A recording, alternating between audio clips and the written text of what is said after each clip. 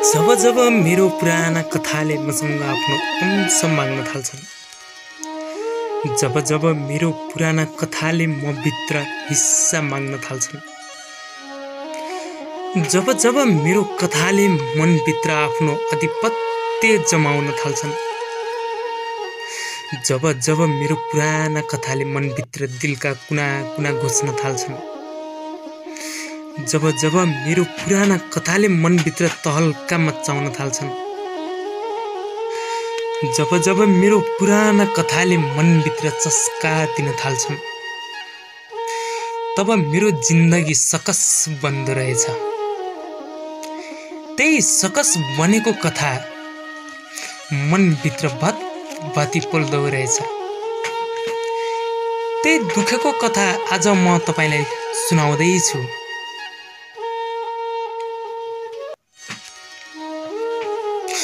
कहिले जिन्दगीमा नमिटिने ती सकस सत्य घटनालाई तपाईहरूलाई सुनाउँदैछु।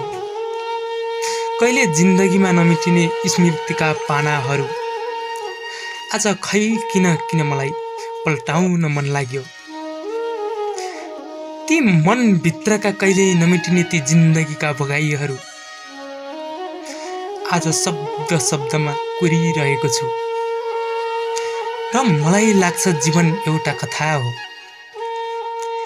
तिनै अनगिन्ती सपनाहरूलाई, पीडाहरू, खुसीहरू र उमङ्गहरू, साराका सारा जीवनका यात्राहरूका सङ्घर्षहरू र दुःखहरू तपाईलाई सुनाउँदैछु। त मेरो जिन्दगीका एउटा अभिनय हो र सबैका दुःख पीडाहरू फरक फरक हुन्छन्। कसैका अभिनय सजिला हुन्छन् त कसैका अभिनय निकै कठिनाइ हुन्छन्। मान्छे जन्मिन्छ अनि आफ्नो अभिनय गर्छन्। यो नाट्यशालाको जिन्दगीभित्र ती भोगाइहरू र पीडाहरू कति विकारल हुन्छन्, कति अप्ठ्यारा हुन्छन्। आज म तपाईलाई मेरो कथा मार्फत सुनाउन चाहिरहेको छु। हो, मेरो कथा मार्फत तपाईलाई आज म सुनाउँदैछु। मेरो नाम खगेन्द्र कठायत हो। मेरो जन्म विक्रम सम्वत 2053 साल चैत महिना 21 गते दैलेख जिल्लाको भैरवी गाउँपालिकाको पानीपोखरामा भएको हो। मेरो घर परिवार भने पेसाले सामान्य किसान हुनुहुन्छ। मेरो परिवारमा 3 बहिनी र 2 भाइ, आमा बुबा गरी 7 जना परिवार थियौं र म घरको जेठो छोरा थिएँ। र मेरो घरमा खेतीपाती भने महायज्ञ हुन्थ्यो र सम्पत्ति पनि प्रशस्तै थियो। गाई भैँसी र बाख्रा थिए। समय परिवर्तन हुँदै जाँदा गाई भैँसी पनि बेच्दै घटाउँदै गयौँ र खेतीबाली पनि सम्हाल्न गाह्रो भएका कारण खेतीपाती पनि अलि टाढाको भएकाले, सम्हाल्न अप्ठ्यारो भएकाले, असहज भएकाले केही छोड्दै गयौँ। विक्रम सम्वत 2063 सालमा मेरो हजुर आमा र हजुर बाबाले संसार छोडेपछि हाम्रो परिवार निराशतिर ढल्किँदै गयो र मेरो बाबा भने धेरै भारततिरै बस्ने गर्नुहुन्थ्यो र म घरको जेठो सन्तानका रूपमा जन्म पाएकाले मलाई बोझ थपिँदै गयो। जसोतसो घरको कामलाई सम्हाल्दै पानीपोखरा स्कुलमा पढाइलाई पनि निरन्तरता दिँदै गए। ती दुःख सुखलाई आत्मसात गर्दै विक्रम सम्वत 2068 सालमा एसएलसी दिने तयारी भयो। आर्थिक समस्याले दिनौं जसो सताइरहन्थ्यो।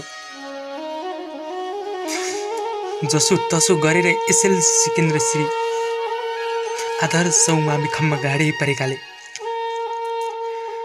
बिहानै घरबाट हिँडेर फर्स्ट दिनको इङ्ग्लिसको परीक्षा परेकाले म परीक्षा केन्द्रमा समावेश भएँ। पहिलो दिनको परीक्षा सकाएर बाहिर निस्केँ।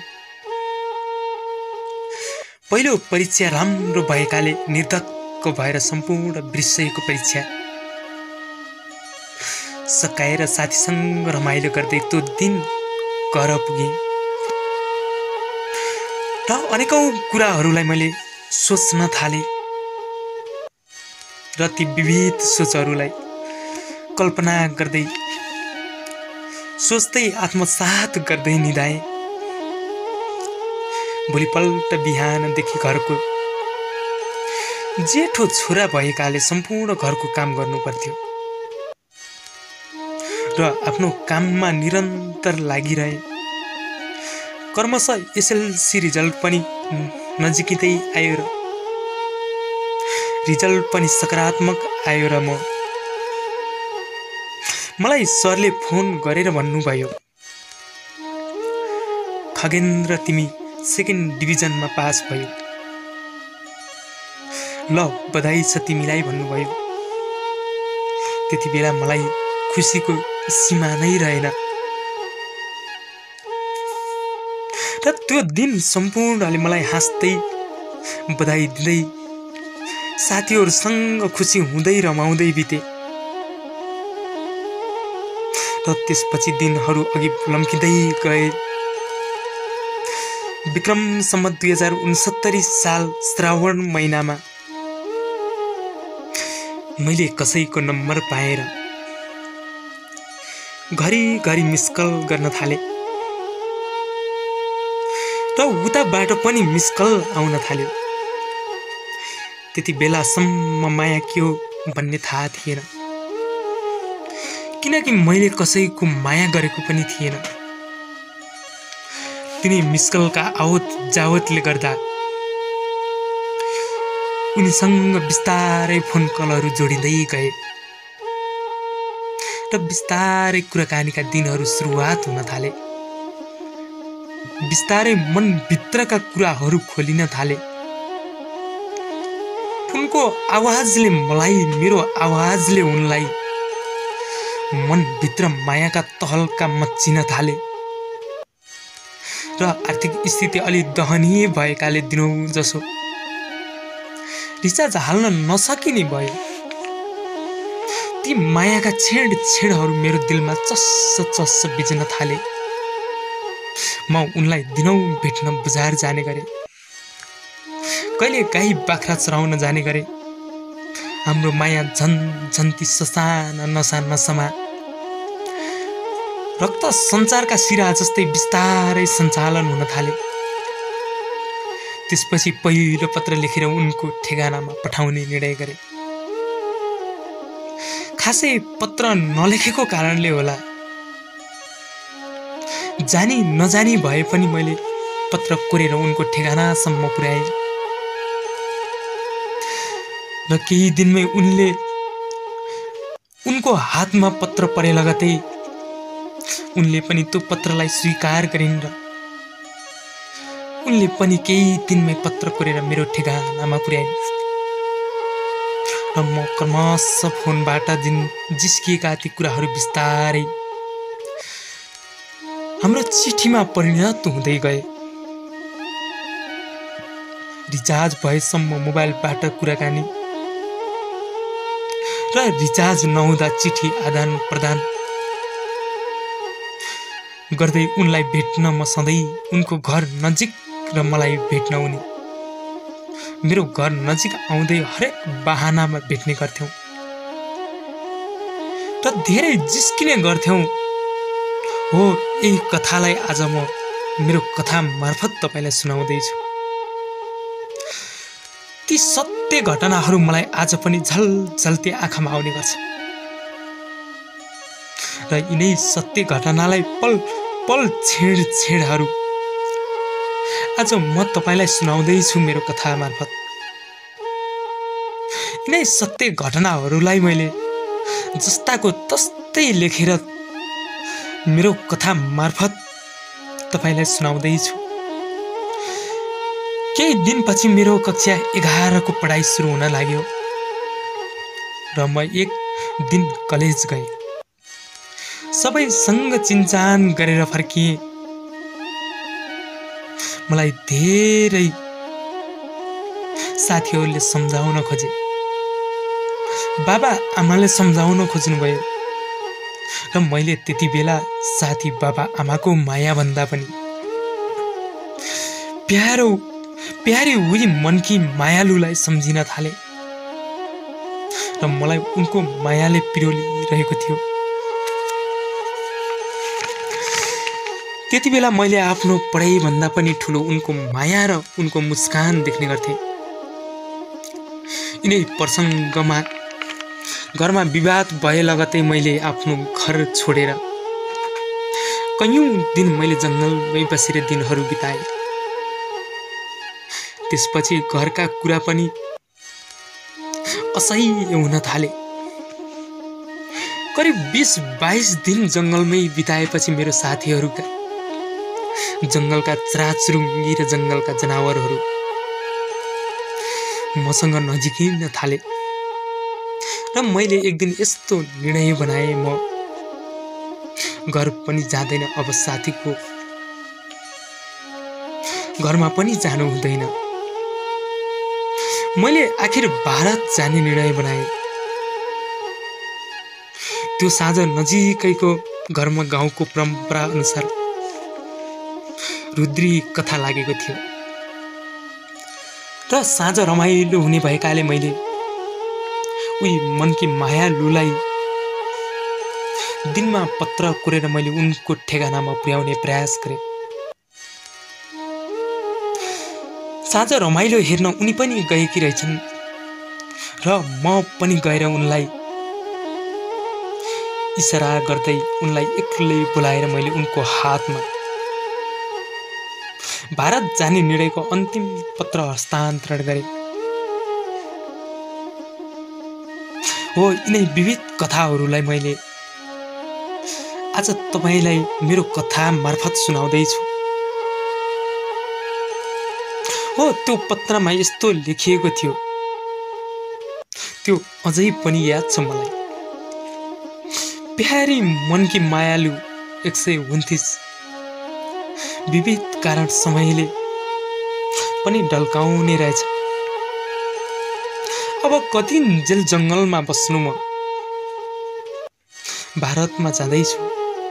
राम्रोसँग बस्नु, आफ्नो ख्याल गर्नु, मेरो मायालाई सम्हालेर राख्नु, आफ्नो इज्जतको ख्याल गर्नु र म भारत पुगेपछि सिम निकालेपछि अवश्य तिमीलाई फोन गर्नेछु र म केही महिनामा तिम्रो मायालाई आत्मसात गरेर म घर फर्किनेछु। यस्तै यस्तै मन छुने अनेकौं शब्दहरू त्यो पत्रमा उल्लेख गरिएको थियो। उनले पनि कमल मन बनाउँदै आँसुका तपतपी थोपा झार्दै हुन्छ भनिन् र उनी आफ्नो घर लागिन्। म भने जङ्गलमा बस्दै दिन बितिरहेको मान्छे। मैले पनि एकजना गोविन्द्र नामको साथीलाई लगेर त्यो जङ्गलको घरमा गएर रात त्यही घरमा बितायौँ। बिहान उठेर त्यो साथीले मलाई प्रश्न गर्यो, के तिमी सधैँ यसरी एक्लै बस्दा तिमीलाई जङ्गलको डर लाग्दैन र? तिमीसँग त कपडा पनि केही छैन, चिसो पनि हुँदैन र? भनेर मलाई प्रश्न गर्यो। मैले पनि कोमल मन बनाउँदै मैले पनि जवाब दिएँ, म त बानी परिसकेँ, किनकि आफ्नो घरबाट टाढा भएपछि आफ्नो परिवारले गाली गरेपछि संसारमा के को डर, के को चिसो तातो हुँदैन भनेर मैले उसलाई जवाब फर्काएँ र ऊ जाडोले थर थर काँपिरहेको थियो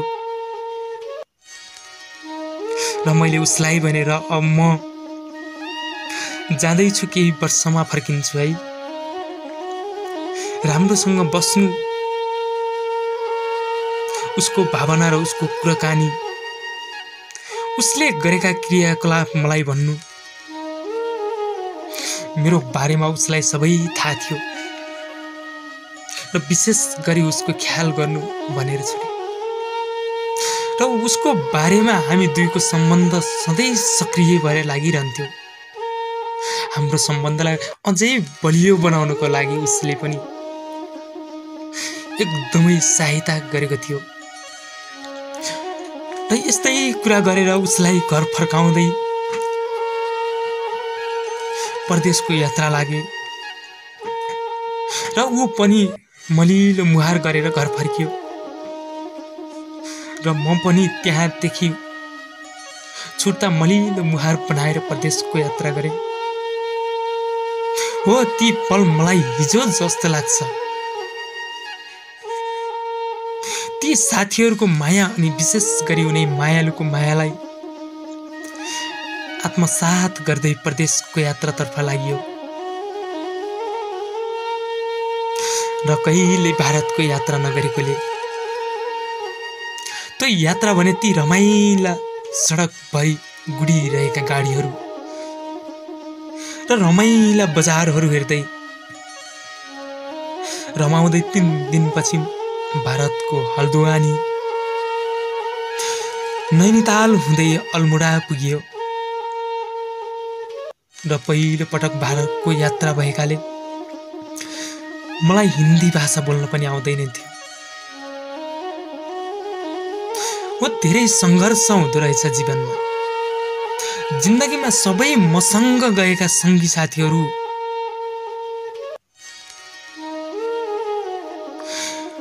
धेरै सङ्घर्ष हुँदो रहेछ जिन्दगीमा। सबै मसँग गएका साथी सङ्गीहरू भोलिपल्ट आफ्नो कामको सिलसिलामा लागे। म भने अलपत्र जस्तो भएँ। हो, ती दिन पनि मलाई अहिले जस्तै लाग्छ। ती दिनहरू मलाई अहिले सम्झनामा झल्झल्ती आइरहन्छ र केही दिनसम्म त्यतिकै बस्ने काम भयो। मलाई सानो देख्ने भएकाले त्यहाँको स्थानीयले मलाई काममा पनि लगाउन अप्ठ्यारो माने र ढ्याडी पनि गर्न नपाइने भयो। यो सम्पूर्ण दुःखको कहानी मेरो कथा मार्फत आज तपाईलाई सुनाउँदैछु। हो, यी विविध दुःखका कहानीहरू जस्ताको तस्तै लेखेर मैले तपाईलाई सुनाउँदैछु। मसँग भएको पैसा पनि सकियो। त्यतिन्जेल बस्दा कति हुन्छ पैसा पनि। अर्काको देशमा साह्रै गाह्रो हुँदो रहेछ र मलाई लाग्न थाल्यो सानो काम भए पनि मैले काम गर्नुपर्छ। मैले आफूलाई खानेसम्म त कमाउनु पर्यो भन्ने सोच भएर म एउटा सानो बिस्कुट फ्याक्ट्रीमा काम गर्न थालेँ र मलाई महिनाको 4000 मात्रै दिन्छु भनेर फेरि मलाई मनमा निराशा पलाउन थाल्यो। मालिकले 4000 मात्र दिन्छु भनिसकेपछि मलाई खाना नास्ताको लागि पनि व्यवस्था नभएकाले मलाई दिनचर्या गर्ने गाह्रो हुने भयो र 8-10 दिनमै मैले त्यहाँ काम गर्न छोडेँ। किनकि मलाई त्यो 4000 मा खाना नास्ता पनि गुजार्न गाह्रो हुन्थ्यो। फेरि त्यसपछि अल्मोडा बजारमै अनि फास्ट फुड भन्ने एउटा नास्ता पसल थियो र उसले भन्यो खाना नास्ता दिन्छु, बस्ने कोठा पनि दिन्छु र महिनाको 3000 दिन्छु भने र म हुन्छ भनेर म त्यही नास्ता पसलमा हेल्परको रूपमा काम गरेँ। करिब करिब मैले दुःख सुख गरेर 1 महिना बिताएँ। 2069 सालको यो दुःख अझै मलाई झर्लक्क आँखा अगाडि आउँछ। यी दुःख सत्य हुन मैले जस्ताको त्यस्तै लेखेर पठाएको छु। मेरो कथा मार्फत तपाईलाई म सुनाउन चाहन्छु।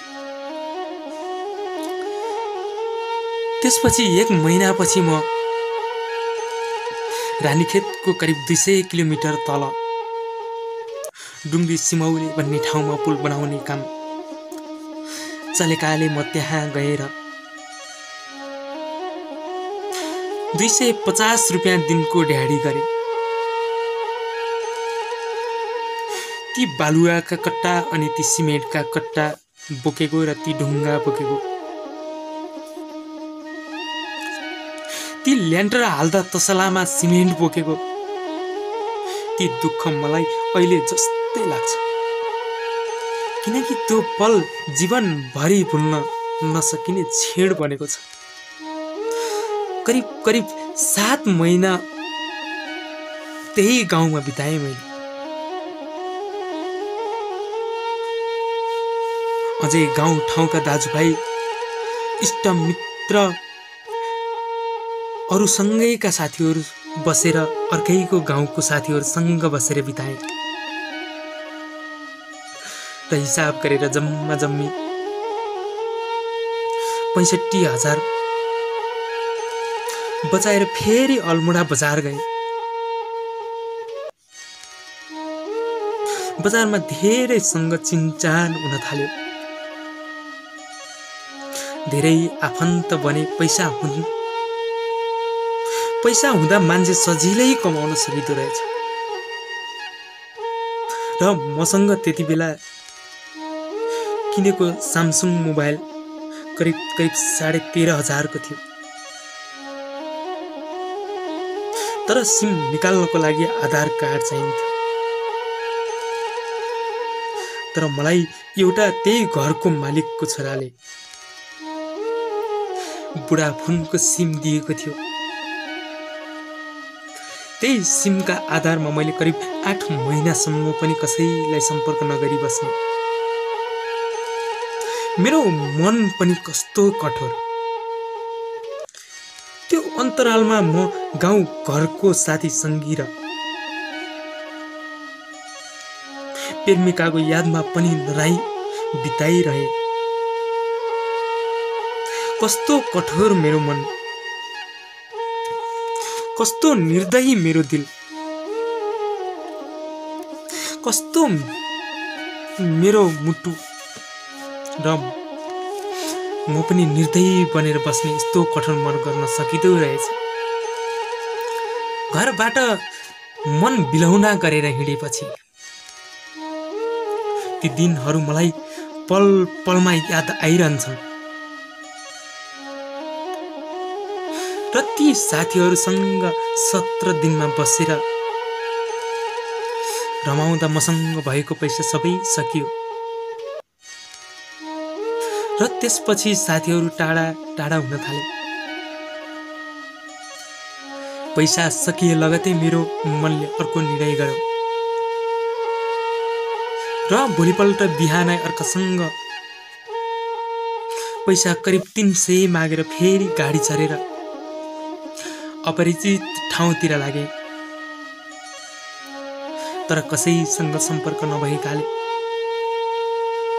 मलाई मनमा अनेकौं कुराहरू खेल्न थाले अनि सोच्न थाले पैसा पनि नभएको कारण म कहाँ गएर बस्ने, के खाने भन्ने चिन्ताले सताउन थाल्यो। जसो तसो दिउँसोको करिब 3 बजे मलाई ल बाबु तिमी झर तिमी झर्ने ठाउँ आयो भनेर बसको ड्राइभरले भन्यो। म आफ्नो ब्याग निकालेर झरेँ र सोधेँ यो कुन सहर हो भनेर। एकजना नेपाली दाजु भेटिनु भयो र उहाँले भन्नुभयो यो त बाबु रामनगर हो भन्नुभयो र उहाँले प्रश्न गर्नुभयो कहाँबाट आयो भनेर मलाई प्रश्न गर्नुभयो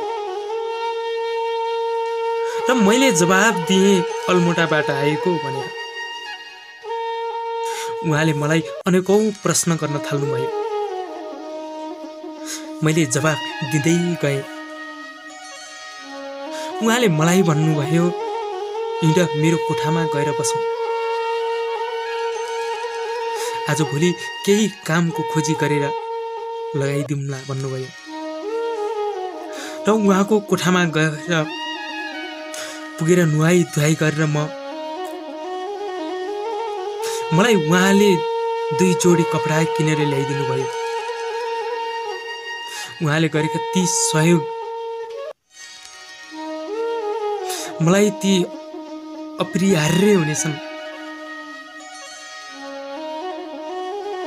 अझै पनि झर्लक्क याद आइरहेका छन्। मैले भगवान नै भेटे जस्तो लाग्यो। त्यो अपरिचित सहरमा मलाई गरेको सहयोग मैले कहिल्यै भुल्ने छैन र उहाँको नाम अझै पनि याद छ मलाई। उहाँ आत्माराम आचार्य हुनुहुन्थ्यो र मलाई उहाँले भोलिपल्ट एउटा घरमा लगेर काममा लगाइदिनु भयो र रामनगरमै 4 महिनासम्म त्यो घरको मालिकनी र आशिष र पलक छोरा र त्यो मुस्कान दिने बहिनी दिनौं मेरो आँखा अगाडि आइरहन्छन् र त्यो घरमा काम गर्दासम्म करिब घरबाट आएको 13 महिना बितिसक्यो। तर मलाई कसरी ती दिनहरू कटाए भन्ने थाहा नै भएन र मलाई घरबाट परिवारले कति सम्झिन्थ्यो होला। तर मैले भने एकल फोन नगरी करिब 13 महिना बिताए।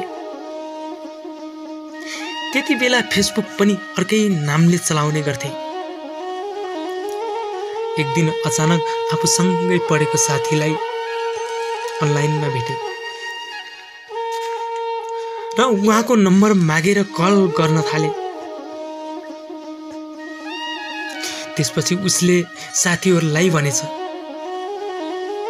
खगेन्द्र त हराएको धेरै भयो, तर खगेन्द्रले मलाई फोन गर्यो भनेछ। त्यसपछि दोस्रो कल मलाई भारतबाटै आयो। त्यो कल पनि मैले स्वीकार गरेँ। हेलो भने उसले खगेन्द्र हो भनेर सोध्यो। मैले पनि हो भनेर जवाफ दिएँ। उसले भने म पिराम सापकोटा भन्दै परिचय खुलायो। ऊ मेरो आत्मीय साथी थियो। उसले गरेका ती मधुर बोलीका शब्दले मेरो दिलमा चस्स बित्न थाल्यो। उसले भन्यो तिमी घर फर्किनु पर्छ। तिम्रो घर परिवारले सधैँ रोएर दिनहरू बिताएका छन्। तिम्रो प्रेमिका पनि त्यतिकै मन दुखाएकी छिन् भन्दै उनले अनेकौं शब्दले मेरो दिलमा बिज्न थाल्यो।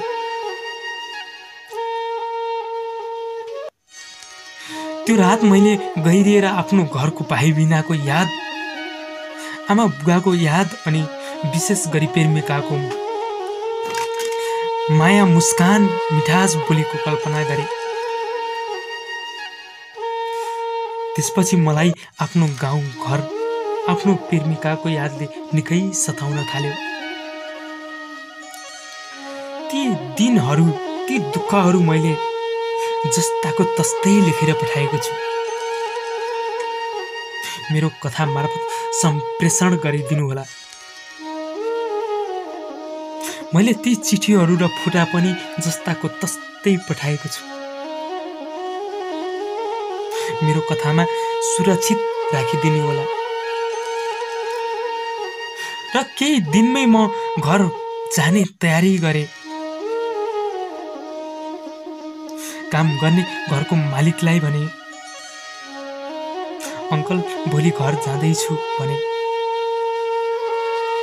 त्यो कुरा मालिकनीलाई थाहा भएछ। त्यसपछि उनीहरू म माथि अङ्कमाल गरेर रुन थाले र म पनि मन थाम्न नसकेर रोएँ। रुँदै फेरि छिट्टो आउनु, हामीलाई नभुल्नु भन्दै मेरो काम गरेको पैसा अनि हातमा दिए। मेरो कमाइभन्दा पैसा धेरै आयो। मैले पैसा किन धेरै दिनुभयो? मेरो कमाइ त यति छैन भनेर मैले त्यो पैसा फर्काउन खोजे। तर उनीहरूको जवाफमा त्यो पैसा घरमा भाइ बहिनी आमा बुबालाई कपडा लैदिनु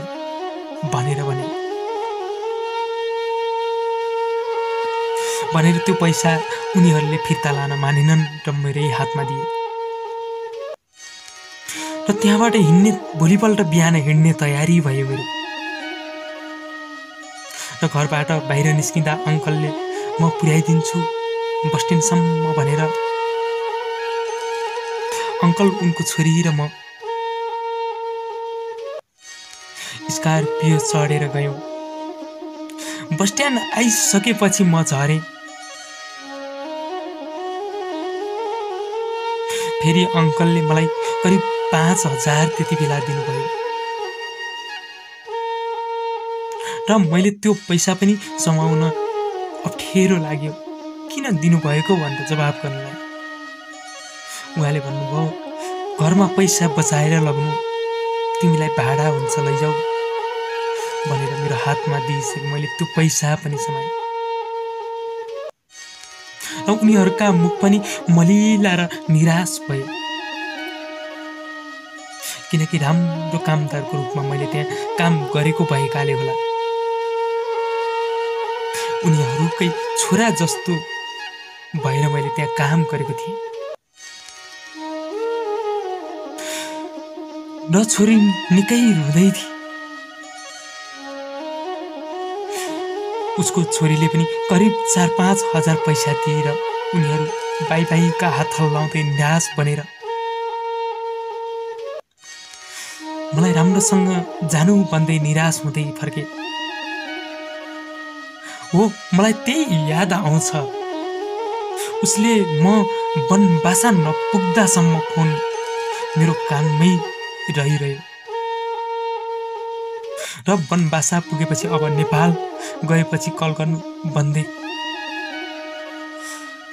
फोन राखेका ती सत्य तथ्य जस्ताको त्यस्तै ती शब्दहरू यथार्थ मेरो कथा मार्फत सबैलाई सुनाउँदैछु। दुःख, ती पीडा, कष्ट, सम्पूर्ण जिन्दगीका भोगाईहरू आज म मेरो कथा मार्फत तपाईलाई सुनाउँदैछु। जब जब म महेन्द्रनगर पुगेपछि मलाई नेपालका धेरै यादहरू झल्किन थाले। र मैले एनटिसी सिमबाट पहिलो कल उही मनकी मायालुलाई हाने। धेरै महिना बितिसकेकाले मायालुको मोबाइल कोहीसँग छ होला, सिम कसले चलाएको छ होला भन्ने अनेकौं मेरो मनमा कुरा खेल्न थाले। र मैले सोचे जस्तै चलाए पनि एक कल हान्ने मेरो आत्माले निर्णय गर्यो। त्यसपछि मैले सिधै कल गरेँ। त्यो कल उनीसँग कुरा हुन सफल भएन र उनको घरको परिवारले उठाएपछि मैले नबोली फोन राखेँ।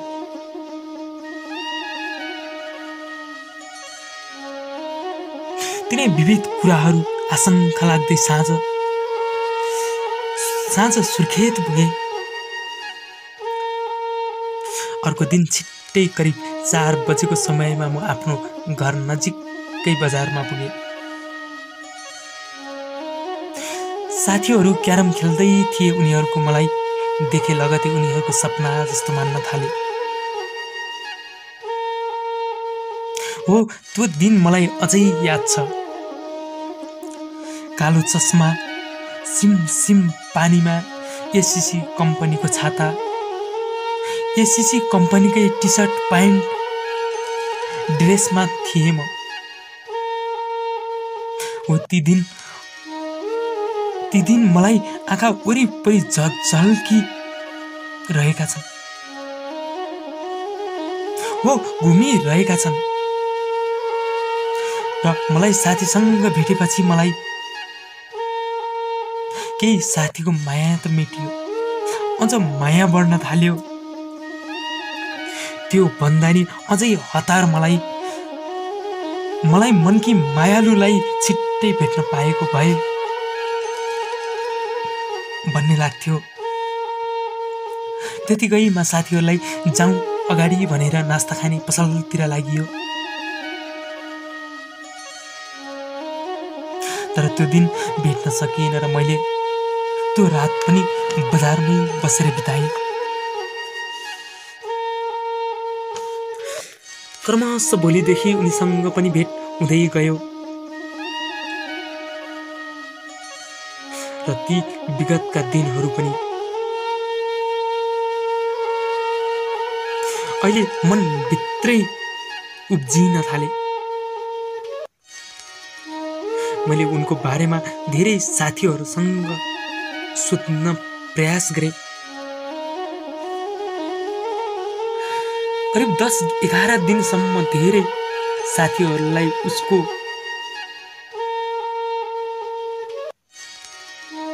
बारेमा अध्ययन गर्ने भन्दै केही दिनपछि कुराहरू फरक आउँदै गरे। त्यसपछि फेरि म भारतको तयारी गर्न थालेँ। 12 दिन घरमा बिताए लगतै 13 दिनमा मैले कपडा नुहाई गरेर सुकाएँ र 14 दिनको दिन बिहानै उठेर भालेको स्वरसँगै उठेर म भारतको यात्रातर्फ लागेँ। अनि मैले सोच्न थालेँ, माया एउटा यस्तो शब्द रहेछ जुन शब्दको वर्णन व्याख्या गर्न नसकिँदो रहेछ। मायामा खुसी दिनेहरू एक पछि अर्को पछि अर्को हुँदै बिस्तारै बदलिँदै आउँदा रहेछन्। माया एउटा नाट्यशाला रहेछ जहाँ एक पछि अर्को हुँदै अभिनय गर्नेहरू धेरै आउँदा रहेछन्। कसैका अभिनय सजिला हुन्छन् त कसैका अभिनय निकै अप्ठ्यारा हुँदा रहेछन्।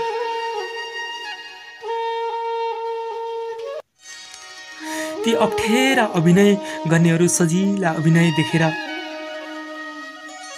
कति सजिलो भन्दै व्याख्या गर्दा रहेछन्। र त्यसपछि मैले अन्तिम पत्र लेखेर उनको हातमा पुर्याउने प्रयास गरेँ।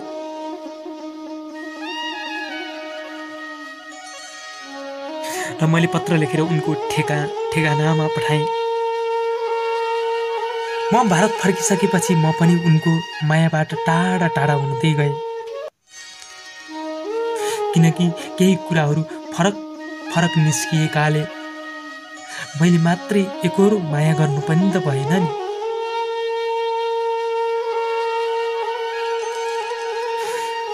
र हामी आफ्नो बाटो रोज्न थाल्यौँ। किनकि मायाका गल्ती मेरो थिएन। मैले अन्तर आत्मादेखि माया सम्हालेर राखेको थिएँ।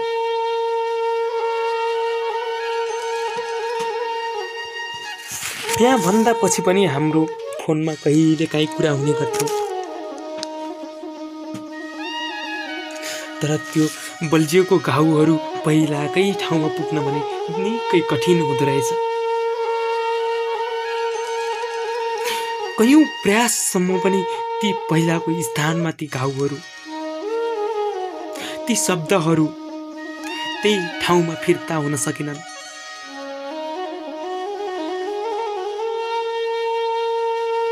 त्यसै गरी खोलीमा माछा मार्ने र पौडी खेल्ने हजार गए जस्तै आउने जाने क्रम जारी भइरह्यो। त्यसपछि मैले पनि ती आफ्नो आउने जाने तालमा माछा जस्तै खेल्ने रमाउनेलाई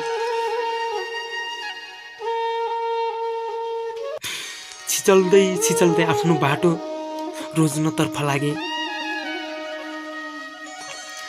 केही दिनहरू त्यतिकै असहजिला हुँदै गए। धेरै प्रयासपछि, धेरै सङ्घर्षपछि तिनै विविध कुराहरू मनमा उब्जिरहेका हुन्थे।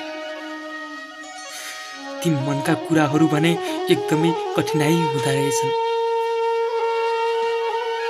प्रेम गर्नु र छुटिनुमा धेरै अन्तर हुँदो रहेछ। प्रेमका ती टुक्का टुक्का र शब्द निकै गहिराईमा पुगेका हुँदो रहेछन्। जिन्दगीले मान्छेलाई हरेक मोडमा घुमाउने रहेछ। त्यस्तै बिलाउनका कुराहरूलाई सम्झिँदै म आफ्नो लक्ष्यतिर लाग्ने र उनी पनि आफ्नो लक्ष्यतिर लाग्न थाले। त्यसपछि बिस्तारै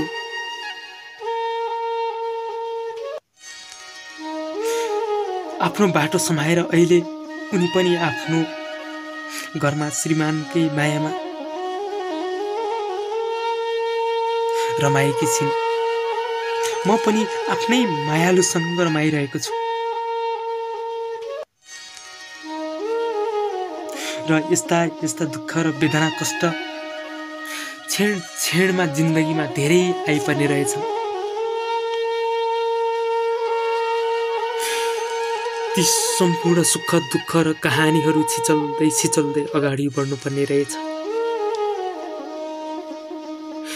जिन्दगीमा कहिले सुख त कहिले दुःख आउने रहेछ।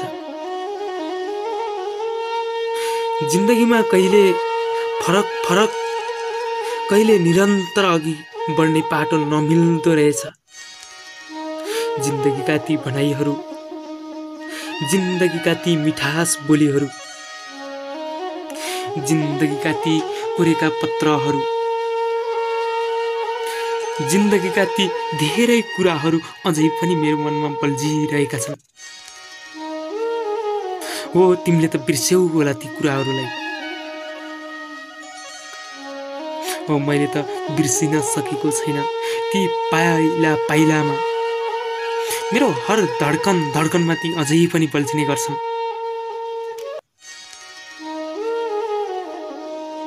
तर ती तिम्रो धड्कनमा भने मेरो कुनै पनि शब्द र मेरो सङ्केत पनि नरहोस्, म यही भन्न चाहन्छु। र जिन्दगीमा धेरै आइपर्ने रहेछन्।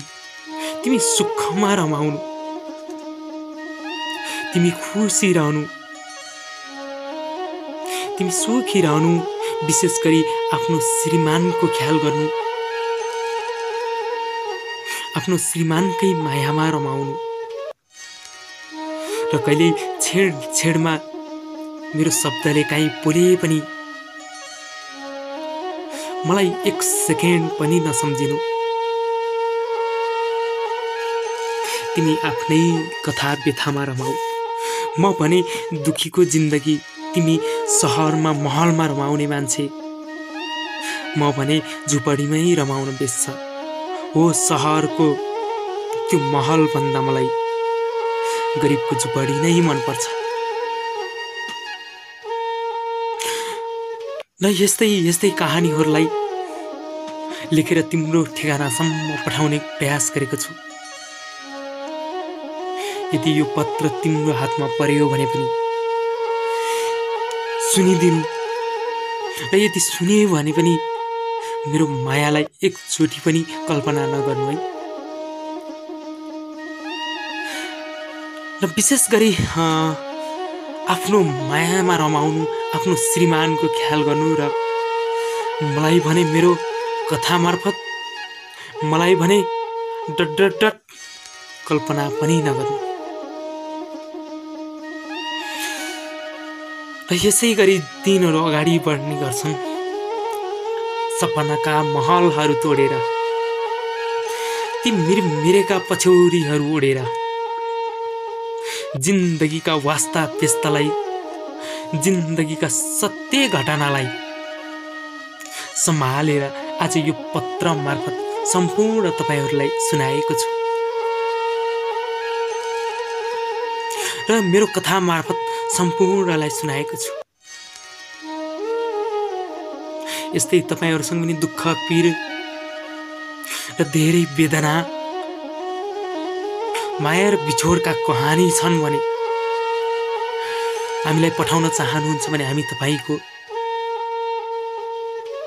कहानी दुःख र तपाईको जीवन यापनलाई हामी सुरक्षित राख्दिनेछौँ।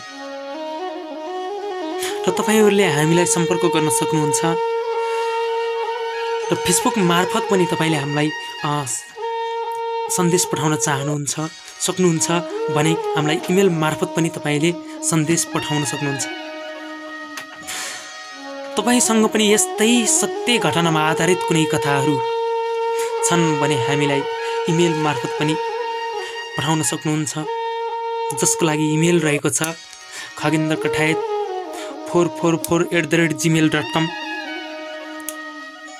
यसमा तपाईले इमेल गरिदिनु भयो भने चाहिँ हामीले सहजै प्राप्त गर्नेछौँ।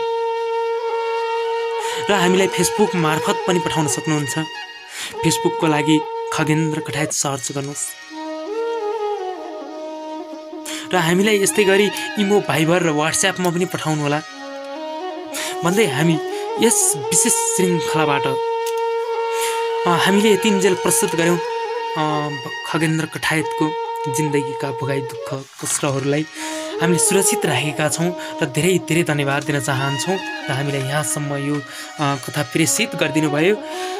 र तपाईहरुसँग पनि कथा छ भने हामीलाई सम्पर्क गरेर पठाउनु होला र हामी यस कथा मार्फत हामी पनि तपाईहरु माझबाट उजेलिने अनुमति चाहन्छौं र अर्को कथासम्मको लागि प्रतीक्षा गर्नु होला र हाम्रो साथमै रहनु होला र छड्के अनलाइन हेरेर बस्नुहुने समादरणीय सम्पूर्ण दर्शकवृन्दमा सब्स्क्राइब गरेर जोडिनु होला र तपाईको यो कहानीलाई सम्पूर्ण माझ शेयर गरेर पनि पठाइदिनु होला भन्दै विनम्र अनुरोध गर्दै म यस गीतीय कथा मार्फत उजेलिने अनुमति चाहन्छु। तपाईको दिन शुभ रहोस्, शुभ पल, शुभ सन्ध्या। नमस्ते।